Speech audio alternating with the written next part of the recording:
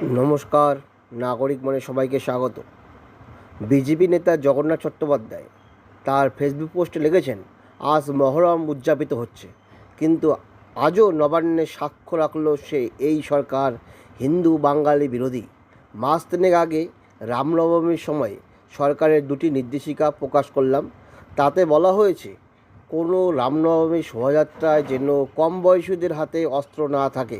ঠিক আছে, সরকার একটি সিদ্ধান্ত নিয়েছে। আশা ছিল তৃণমূল সরকার মহরমের ক্ষেত্রে একই পন্থা অবলম্বন করবে বা নেবে, কিন্তু আজ সর্বত্র যে দৃশ্য চোখে পড়ল তাতে বোঝা যাচ্ছে তৃণমূল হিন্দু বিরোধী ভোট ব্যাংক প্রেমী দল। যদি ব্যবস্থা নেওয়া হতো তাহলে শিয়ালদা স্টেশনে অস্ত্রের ঘায়ে যাত্রীদের রক্তাক্ত হতো না। তিনি তার নির্দেশিকা দিয়েছেন, দেখুন সেই নির্দেশিকা 24/3/2025 এই নির্দেশিকা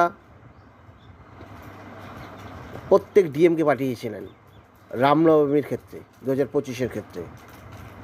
সেই নির্দেশিকা বীরভূম ডিস্ট্রিক্ট ম্যাজিস্ট্রেটকে পাঠিয়েছিলেন। আপনারা কি মনে করেন এই জগন্নাথ চট্টোপাধ্যায়ের বক্তব্যকে? কমেন্টে জানাবেন। ধন্যবাদ।